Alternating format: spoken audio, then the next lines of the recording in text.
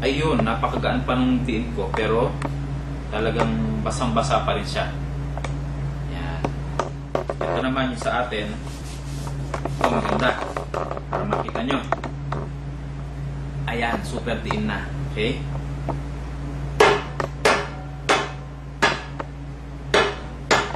Yun. Tuyo pa rin po siya. Diba? So, kung kayo po yung mamimili, ano pong gusto ninyo? Wet or dry? Siyempre doon tayo sa dry. Correct? Then, ang maganda po niyan, ayun. So, talagang tuyo-tuyo siya. So, ngayon, na-check natin ang comfortability, ang absorbency. I-check naman na natin ngayon ang materials na ginamit. Okay? So, going back dito, check po natin ang first layer nitong isang brand na to. Baka kasi ito yung sanhi ng problema. Kasi it's very alarming. Ang daming babaeng may UTI, dysmenorrhea, myoma, endometriosis, hormonal imbalances, cervical cancer, which is number 2 cleared po ngayon sa buong mundo.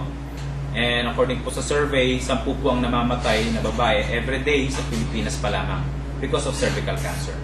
Okay? So first layer po nitong isang brand na to. Check po natin. Kasi hindi naman usually ginagawa ng babae yan eh. Yung i-check yung materials ng napkin. Basta nakita nila sa commercial, maganda raw yung napkin, so isusuot na lang nila.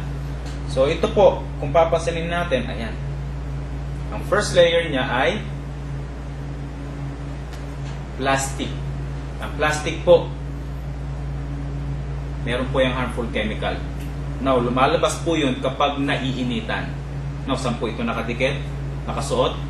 Sa isang sensitive part ng katawan ng babae. Now, dahil mainit siya, yung toxin doon po lumalabas, inaabsorb ng babae. Kaya pala, ang daming babaeng may itchiness, pangangate, may inflammation. So, yun po yung nangyayari. Pangalawa, dito po ako nagulat. Nung first time ko po makita to. Akala ko, ang nilalagay ng materials dito ay cotton. So, let's check ngayon. Ano yung materials na ginamit dito? Yung absorbent materials. Okay? So, ito po ang isang baso ng tubig. Ayan. Tapos, lalagyan ko po siya ng isang purified water. Tignan nyo po. Ayan. Diba? Napakalinaw niya. So, tapos, kukuha po ako ng sample dito. Okay? Kapiraso lang. Alam po natin ang cotton, pag hinalo mo yan, hindi po yan nagsasabog. Or hindi po yan nadudurog. Pero ano pong nangyayari dito? Okay? Tignan po natin ha. Higop po ako ng konting tubig. Tapos, ibubuga ko po siya ulit. Yun. So, kung papansinin po ninyo, ano po yung nangyari? Nadurog po siya.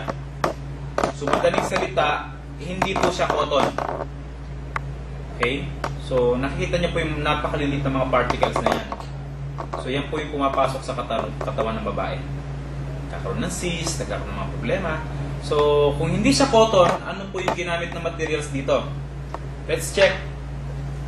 There's a possibility kasi na gumamit ng recycled paper ang isang manufacturing company dahil ito po ay isang fast-moving product. At saka mura siya. Tama? So, ayan siya. Recycled paper po siya. Okay? Now, kung recycled paper siya, paano siya ginawa? Ayan, 7 stages po yung pinagdadaanan yan bago siya pumuti. So, ibig sabihin, ilang chemicals na po yung pinagdaanan yan. Okay? So, ngayon, just imagine if you are using this product, pagbagsak ng mens mo dyan, humahalo na dun sa chemical composition, tapos dahil suot mo siya, 2 hours, 3 hours, so saan pumupunta yung chemicals? Sa katawan ng babae. Then last layer, plastic. Okay? So, yan yung mga bad news. Anyway, punta pa tayo sa pangalawa. Yung sa pangalawa naman, in fairness naman, no, hindi siya plastic yung first layer nila. Kaya lang, let's check kung ano po yung nasa loob niya, yung absorbent na ginamit. Okay? Ito po, kung papasinin ninyo ngayon, ayan, kita ba? Yung makikintab. Okay? So, meron, hindi rin po cotton yung ginamit. Tapos, ginamitan po siya ng industrial gel. Ang purpose po ng gel na yan is to absorb odor and moist. Meron pong katulad yan sa labas. Alam niyo po yung pagbagong bili yung sapatos or bags. Meron pong maliit na papel doon, di ba? Ang purpose po nun is mag-absorb din ng odor at moist. Ano po yung nakasulat doon sa packaging po ng papel na yon? Do not eat or throw it away. Kasi po harmful po yun or poisonous. Now, ang masama, ito siya, hindi po siya tinitake orally. Kaya lang, pag suot ng babae, syempre pag umahalo yung menstruation dyan, ina-absorb ng katawan ng babae. Long-term effect po niyan, makikita po. After 5 years, 10 years, yun po yung nagiging problema. Okay? Minsan nga, bata pa lang, inooperahan na. Okay? Kaya pansinin nyo rin, yung materials nito parang ganoon din sa diaper. Kaya pala, kahit baby pa lang, may UTI na, no? Okay. So now, yan po yung mga bad news. Plastic din yun po yung ilalim niya, yung naka-last layer. So, ito na po yung ating good news. Maikwento ko lang, yung may-ari, ang kumpanya po natin, Winrite International, namatay po yung nanay niya because of genital problem. So, dahil puro na naisip niyang mag-imbento ng isang produkto na makaka-prevent ng mga sakit ng mga babae. Okay? So, check po natin first layer ng produktong ito. Ayan. So, first layer is what? First layer is yun. Cotton. Okay? Cotton siya. Ayan. Tuyo pa siya. Okay? Second layer, ang tawag po dito ay negative ion chip or anion chip.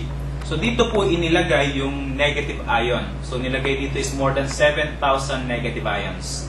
So, it means more than 1,000. According to World Health Organization, ulitin ko lang, kailangan ng 1,000 negative ion para makapatay ng bakterya. So, kaya pala, pag ito ang suot ng babae, pagbabagsak ng menstruation dyan, patay kagad ang bakterya. Kaya po siya walang smell. Okay? So, you have to try the product. So, later on, explain ko pa kung para saan po ito. No? So, actually, yung negative ion, marami siya nagagawa. Enhance immune system, hormonal imbalances, naayos niya. Then, anti-stress din siya, anti-inflammatory, antibacterial, antifungal, antiviral. So, marami po siyang nagagawa.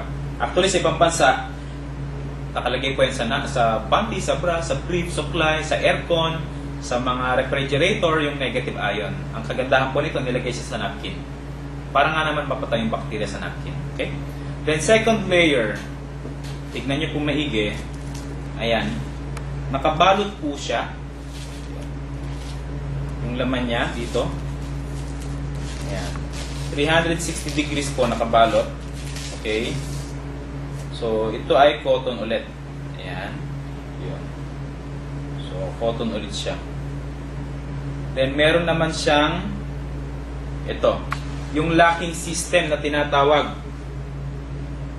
Kaya pala nung nilagyan natin ng liquid, pagbagsak dyan, hindi na lumalabas. Kasi nilalak na nito. Then, meron din po tayong gel. Okay?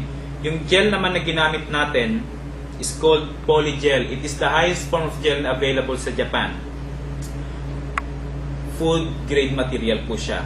So, it's corn extract or gelatin. Kung papansinin nyo po, no?